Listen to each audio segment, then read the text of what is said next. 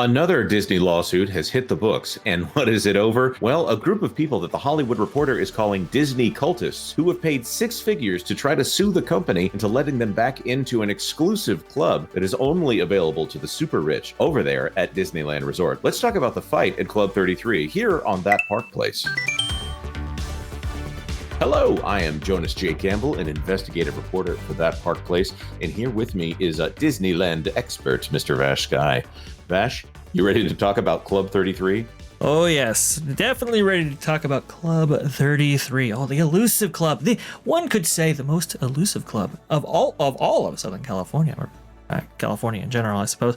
But no, there's been a lot to say and do about this club, Jonas. So I'm so excited to be talking about, Club 33. Well, and for those of you who don't know what Club 33 is, it is an exclusive club that you have to get on a wait list for. It was originally the only place that you could get alcohol at Disneyland. It was originally kind of a celebrities only thing. It's Walt would take people there to kind of schmooze with them, and eventually turned into something that, the average Tom, Dick, or Harry millionaire could get on the wait list and pay at least five figures to get into it. It sounds like it's up to six figures now, but it's a cult. Hollywood Reporter says it's a cult, and Walt's the Messiah. Meet the couple who sued Disney over secretive Club 33. Scott and Diana Anderson, who spent $400,000 fighting their expulsion from the ultra-exclusive Disneyland Society, are ready to spill all from using Walt's bathroom to Rebel Wilson's suspension to Tom Hanks' private Thanksgiving dinner.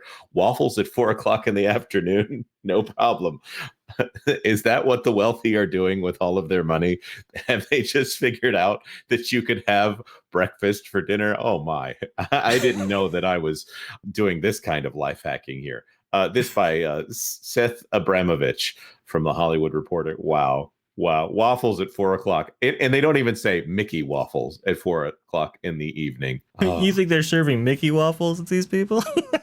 Jonas. They ought to. Welcome to Club 33. Well, those things are amazing. I mean, apparently, if these people think that doing breakfast for dinner is really living the life, then they probably don't know how much butter you can put on a Mickey waffle. Anyways, Scott and Diana Anderson only want one thing: to be let back into Club 33. But Club 33 definitely doesn't want them as members. Since 1967, the club has served Disneyland's highest rolling VIPs, an in-the-know oasis over the Pirates of the Caribbean ride that purports to make the happiest place on Earth even happier. Ooh, much of that is due to the fact that Club 33 was for decades the only place inside Disneyland proper to get a hard drink. In 2012, the club opened a satellite location available to its platinum tier members, the 1901 Lounge in California Adventure. Is there really only two Club 33 locations at the Disneyland Resort? Yes. Yeah. And honestly, there's only about 4 locations in all of Walt Disney World. So it's fitting. But I mean, this is an ultra exclusive club, Jonas. And one of the reasons why they can charge the dues that they do and the and the charges that they do, we'll visit that later in this article, is because of that limited supply, high demand, you see. Interesting. Of course, Disney is currently they're currently working on a Club 33 movie in order to advertise this club. I think that it's probably not going to be about it being a bunch of rich folks. The Andersons, both 60, have been together for 44 years. They waited 12 of those years to receive their Club 33 invitation, shelling out $50,000 for their first year's dues alone. Wow. They got their money's worth, however, using the club upwards of 80 days per year. That's more than once a week. By their 5th year of membership, however, the magic was fading. They say new managers had taken over. Their favorite chef was gone. I think I read a country song about that happening. And they were repeatedly slapped with member violations. The worst of them came on September 3rd, 2017, when Scott was discovered by park security keeled over a bench in California Adventure near the 1901 Lounge. The park guard said he smelled alcohol on his breath. Scott says it was a vestibular migraine triggered by red wine.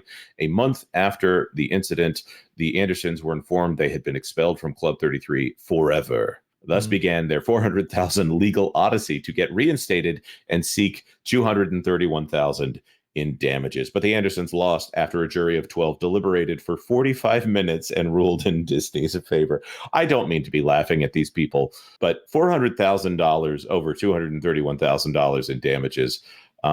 That's a lot of money.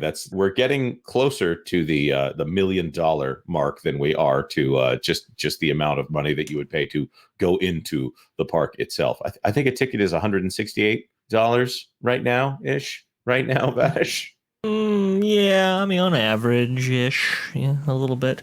It just depends on when you go. It's all demand pricing, I guess.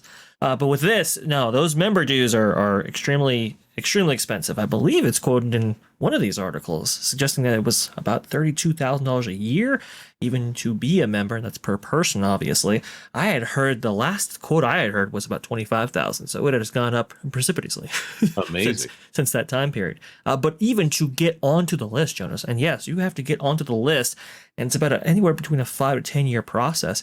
To get on the list is tens of thousands of dollars, and you have to pay tens of thousands of dollars a year in order to remain on that list. So the entry fee it's a lot. So when you're determining, okay, a $400,000 legal expense in order for $231,000 in damages, I think the idea was to get back into the club, and obviously that was going to happen. I think you're right, and at some point that 400,000. I mean, what's a few 400,000 between friends, honestly? And so the Andersons have no more Donald Ducks to give. At least that appeared to be the case when they joined The Hollywood Reporter for a conversation about the secrets of Club 33. The worst part with Club 33 is conservatively, 80% of all members are selling access, claims Diana, of a practice that is prohibited by the club bylaws, and they're selling all the merchandise online. They're making cottage industries of this place, explains Scott. A lot of it is to pay their dues. The dues are $32,000. This is just insane. See, they agree with you, Ash. So, sorry, people are selling their access to the club? Yes, absolutely. Yeah, I mean that's been a process. That's been going on for decades, actually. Jonas, when my folks were attempting to get a timeshare, the representative said, "Oh, well, if you buy into this timeshare, I'll get you into Club 33 on a regular basis." Oh yeah, and that was what, back in the 90s, I believe that happened. So this has been happening for quite some time, and Disney kind of took a, I don't know, laissez-faire attitude regarding this whole thing up until about a few years ago. There was such rampant abuse of the bylaws, of the privileges and so forth, that they really started to crack down, not just on enforcing their bylaws, but also in reducing the benefits that came along with the club. At one point, I mean, you could just basically get anybody into the park anytime you wish. Now that's a limited set number of tickets that you can actually give out. And there are certain limitations even regarding those privileges. I believe they're restricted to, I think, like 2 annual passes that they can give out now a year. And by the way, those are premium annual passes, ones that don't officially exist on the books. James, right. I've heard about that. Like if you're a resident of the Golden Oak subdivision out there in Walt Disney World, very similar. The golden passes, and also they might also give you a ride to the park, including you in some kind of transportation system there. So hey, there's another avenue for you guys if you want to get in there. Scott and Diana. Hi, Scott and Diana. What do you do in Arizona? Oh, we own a golf course in Gilbert, Arizona, which I live 500 yards away from. I drive a golf cart over there to work. I work all day, every day. He's a hardworking man right there. Where did the obsession with Disneyland come from? That's all on me. My dad was in the military and we moved a lot as a kid. Wherever we moved, you purge. The only thing I ever consistently got to move with me was my record player and my records. And back in the day, you could get a full tank of gas and they would give you a Disney record. So all my records were Disney records. My whole life was all Disney music. Yeah, I can sympathize. When I was 16, every high school in Arizona went to Disneyland for the graduation. That's when I first saw the light in the window above the fire station, which is Walt's Eternal Light. I've never heard to it referred to as Walt's Eternal Light with capital letters. I'm wondering if that is a little bit of emphasis placed by the Hollywood Reporter here, but I never heard it titled like that. No, I don't think that's the official one right there, Jonas. I'm like, what's this about? Turns out the light was in Walt Disney's personal apartment. Then I found out that right next to that is Club 33. I'm like, I would like to get into this club. We had heard it cost $6,000, and this was more than 30 years ago. Then the invitation came, and it was 4 times what we thought it would be. That doesn't sound like it would be a problem for people who are willing to pay this much. Walt's eternal light. Oh my, let it glow inside of you, Disney adults. Now, the invitation is interesting too, because previously you could sign up for it, but yeah, I believe it's invitation only now. So that just kind of adds to the allure for even people who could afford it. I can't understate it enough. It's very exclusive, and that becomes a key part of the story. There was $25,000 level of membership and $40,000 level of membership. Did it really take you 12 years to gain entry? Yes, but we started saving up before then. We were thinking it would be about 12,000.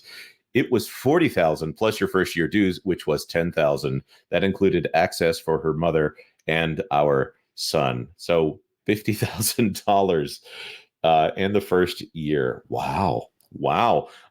What are the actual tiers of membership? There was silver, there was gold. Then they created platinum. And then above that, executive. And they forced the silvers to come up to gold. And the gold had the option to go up to platinum if they paid the platinum dues. Yeah. Why not diamond? Why not diamond level there? Well, diamond's coming, Jonas. So you got to start out slow with these things, I suppose. And then black label after that. I'm sorry, I'm making a reference to the Disney home video releases of the past. Wow. Yeah. Well, you get 5 VIP tours per person. The tour is basically a skip the line pass. How many people can go on that tour? 10 people. Our park fees were waived. Plus we got 100 park tickets for guests. Really? 100 tickets. Yeah, that amount has been reduced since then. I'd be willing to bet.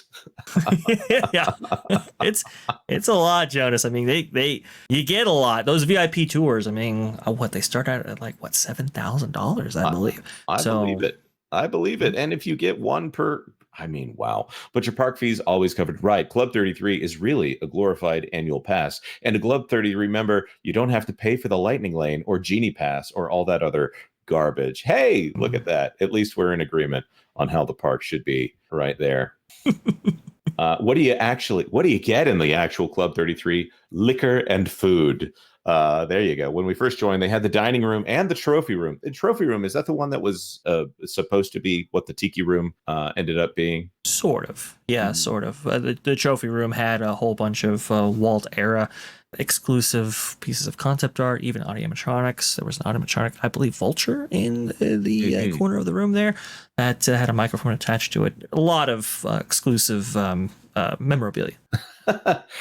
You did get other privileges. We used to ride the Lily Bell, which was Walt's personal car on the Disneyland Railroad train. Eventually, they started selling that for $85 a piece, meaning they started selling that to the public for $85 a piece, or for the Club 33 members? I believe to the public for $85 a piece. It was at one point you could ask to actually ride in Lily Bell if it was on the rail, and they would let you. Now, obviously, it's been given over to guest relations for that price. Well, I think what isn't conveyed here also is that you get exclusive seating at both Fantasmic and for the fireworks. So, like, right in the perfect spot, right in the hub. I mean, I can't tell you, Jonas, how many perks you get with this place. It is absolutely insane. I believe it. And you're saying, is it the food in Club 33 supposed to be really good? And I like to imagine her looking into the window outside at the rain saying, it was when Marcel was there. Yes. Yeah. That's fantastic. The smallest violin playing in the background. I will say that I have heard the food described as kind of wedding food, honestly, and it's like $100 a plate as well. So wow, it ain't free. Wow. And I'm over here. I'm like, hey, we need America. Just think about it. The potluck wedding. Just think about that. Anyways, do they have a no photos policy in there? They have a no photo policy in the bathrooms, but that's just California law. I'm gonna bet somebody's got a picture of the bathrooms there. That's how Rebel Wilson was temporarily banned, because she took a picture of the bathrooms. That's right. That's right. Mm-hmm. The main point, though, is that with these privileges comes a lot of responsibility. Those bylaws, as we talked about before, or those member violations, those are huge. So it's interesting if you are a Club 33 member and you have a guest with you at Club 33, you're not only responsible for your actions, you're responsible for theirs as well, and that extends beyond just even Club 33 itself. You are held to a higher standard of park guests in general than you are for anybody else because you are a Club 33 member. So it's very imperative that you follow rules while on property. I believe, well, I can understand people with this level of access starting to feel entitled. In fact, when you have someone who is so divided from the everyday guest, I mean, you could make the same accusation of Bob Iger with so much power at Disney that he starts to misinterpret resistance as trolling or something like that. I believe there's another interview with one of the Andersons saying that I will do anything to get back in there. Like, just I will go through any amount that I have to go through in order to be part of this. I mean, it in that way, I guess it is a cult kind of thing. But the lifestyles of the rich and famous, what can I say? This is just fascinating to me, and I do think there's a possibility for us doing a live stream on this, because this is insane, and this is an aspect of the Disney company that you don't usually get exposure to unless you know someone or unless you've been around for a very long time. This is I'm at a loss for words for this.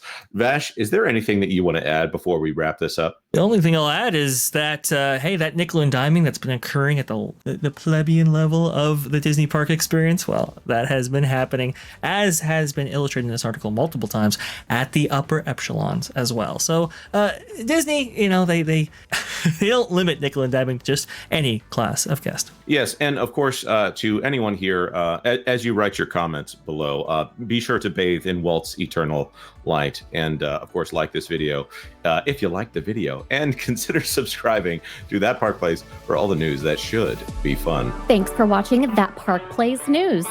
For more information, consider checking out www.thatparkplace.com. And don't forget to subscribe, share, like, and send this out on your favorite social media account.